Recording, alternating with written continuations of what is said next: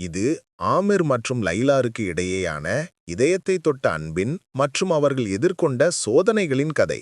கோழிக்கோட்டின் காற்று முத்தமிடும் ஒரு சாதாரண முஸ்லிம் குடும்பத்தை சேர்ந்த இளைஞன் ஆமிர். பார்ப்பதற்கு அவன் அவ்வளவு அழகாக இல்லை.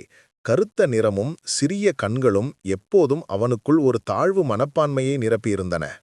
தனது உருவத்தை பற்றிய மற்றவர்களின் குத்தலான வார்த்தைகள் அவனை புத்தகங்களின் உலகிற்குள் ஒடுக்கிவிட்டன. ஆமிரின் உலகம் கணிதமும் அறிவியலும்தான். அந்த அறிவுதான் அவனது தன்னம்பிக்கையாக இருந்தது.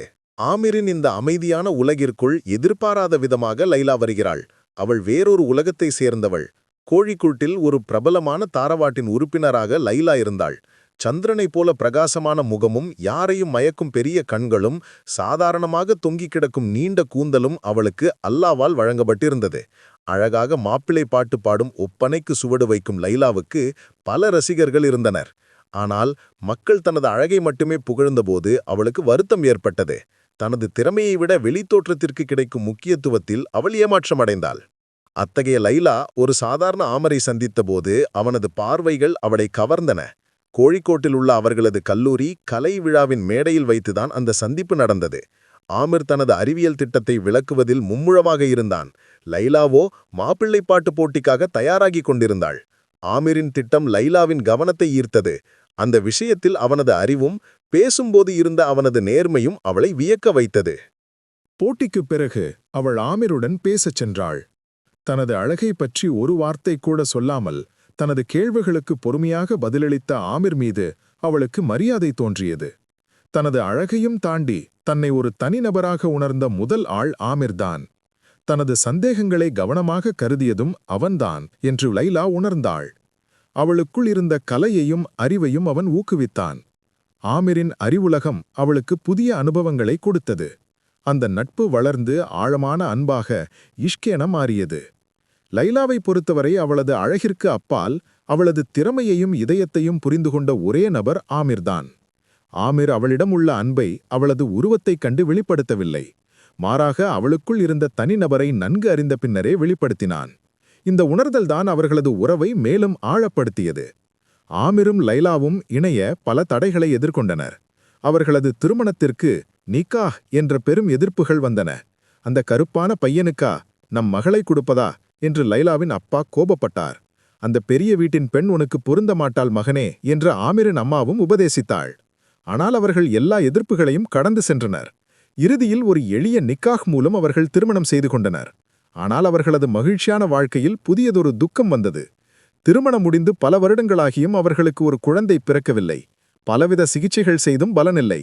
ஒவ்வொரு இரவும் அவர்கள் அல்லாஹ்விடம் பிரார்த்தனை துவா செய்தார்கள். இந்த சமயத்தில் லைலா சமூகத்திலிருந்து பல வேதனையான வார்த்தைகளை கேட்க நேரிட்டது.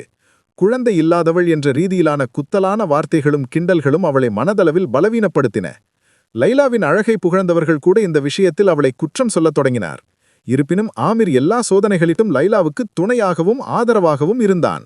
அவன் அவளை ஆசுவாசப்படுத்தினான். லைலா, நமது அன்புக்கு ஒரு குழந்தை அவசியமா? அல்லாஹ் நமக்கு விதித்தது இதுதான். நீதான் எனக்கு எல்லாம்.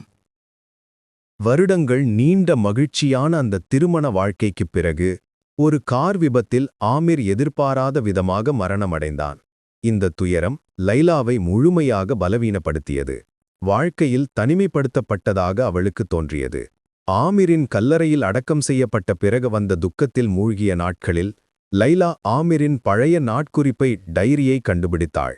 அதிலிருந்த ஒவ்வொரு பக்கத்திலும் ஆமிரின் கனவுகளும் ஆசைகளும் நிரம்பியிருந்தன. தனது பரம்பரை, தனது நினைவு இந்த உலகில் நிலைத்திருக்க வேண்டும் என்ற அவனது தீவிரமான ஆசையை அவள் அந்த வரிகளிலிருந்து வாசித்தறிந்தாள். தாங்கள் மேற்கொண்ட கருவுறுதல் சிகிச்சையையும் அதில் சேமித்து வைக்கப்பட்டிருந்த விந்தணுவை பற்றியும் அவன் எழுதியிருந்தான். நாட்குறிப்பில் இப்படி இருந்தது: நமது அன்பின் ஓர் அடையாளம் இந்த துனியாவில் மீதமிருக்க நான் மிகவும் விரும்புகிறேன் லைலா. அதற்கு அல்லாஹ் நமக்கு வழிகாட்டுவான். அந்த வார்த்தைகள் லைலாவுக்கு புதியதொரு சக்தியை கொடுத்தன. ஆமிரின் நினைவுகளை ஒரு குழந்தையின் மூலம் நிலைநிறுத்த அவள் தீர்மானித்தாள். அதற்காக முன்பு அவர்கள் சிகிச்சைக்காக சேமித்து வைத்திருந்த விந்தணுவை பயன்படுத்தி IVF என்ற முறையில் குழந்தைகளுக்கு பிறப்பு கொடுக்க அவள் தைரியமாக முன்வந்தாள். லைலாவின் அந்த தீர்மானம் மீண்டும் சமூகத்திலும் குடும்பத்திலும் பெரிய விவாதங்களுக்கு வழிவகுத்தது.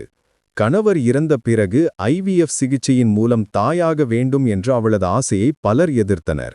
இது மார்க்கத்திற்கு தீனுக்கு ஒவ்வாதது என்றும் குடும்பத்தின் புகழுக்கு களங்கம் ஏற்படுத்தும் என்றும் சிலர் வாதிட்டனர். கணவர் இல்லாத ஒரு குழந்தையை வளர்ப்பது சரியல்ல என்றும் அவர்கள் வாதிட்டனர். இது ஹராம், அதாவது தடை செய்யப்பட்டது என்று பலர் தீர்ப்பெழுதினர். ஆனால் இந்த சோதனையான சமயத்தில் லைலாவுக்கு துணையாக நின்றது ஆமிரின் அம்மாவும் அப்பாவும் தான். அவர்கள் அவளது முடிவை முழுமையாக ஆதரித்தனர். ஆமிரின் அம்மா உறுதியுடன் சொன்னார், அது என் மகனின் கடைசி ஆசை. அவனது நினைவு அந்த குழந்தையின் மூலம் வாழட்டும். நாங்கள் எங்கள் மகளுடன் இருக்கிறோம். அவர்களின் ஆதரவுடன் லைலா அந்தச் சவாலை எதிர்கொள்ள தயாராகி முன்னேறிச் சென்றாள். இறுதியில் அல்லாவின் அருளால் லைலா இரட்டை குழந்தைகளுக்கு பிறப்பு கொடுத்தாள். அவளுக்கு ஒரு மகனும் ஒரு மகளும் பிறந்தனர். அவள் தாயான போதும் அவளுக்கு எதிரான இரகசிய பேச்சுக்களும் வதந்திகளும் அதிகரித்தன. கணவரில்லாமல் அவள் எப்படி தாயானாள் என்று கேள்விகள் சமூகத்தில் எழுந்தன. மக்கள் அவளை சந்தேகத்துடன் பார்த்தனர்.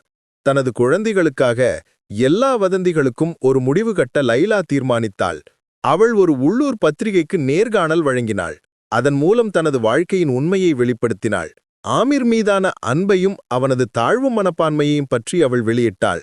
தாங்கள் மேற்கொண்ட ஐவிஎஃப் சிகிச்சையைப் பற்றிய அனைத்து தகவல்களையும் அவள் அந்த நேர்காணலில் விளக்கினாள்.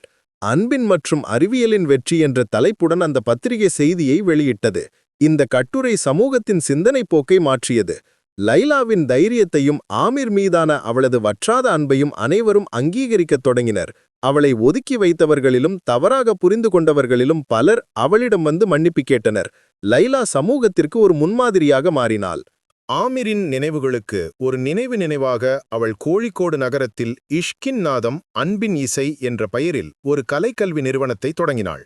அங்கு அவள் குழந்தைகளுக்கு மாப்பிள்ளை பாட்டு பாட கற்றுக் கொடுத்தாள்.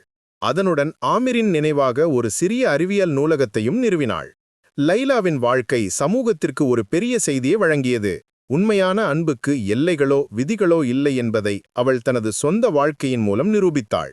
அன்பு, விசுவாசம், தன்னம்பிக்கை ஆகியவற்றின் அடையாளமாக அவள் மற்றவர்களுக்கு உத்வேகமாக மாறினாள்.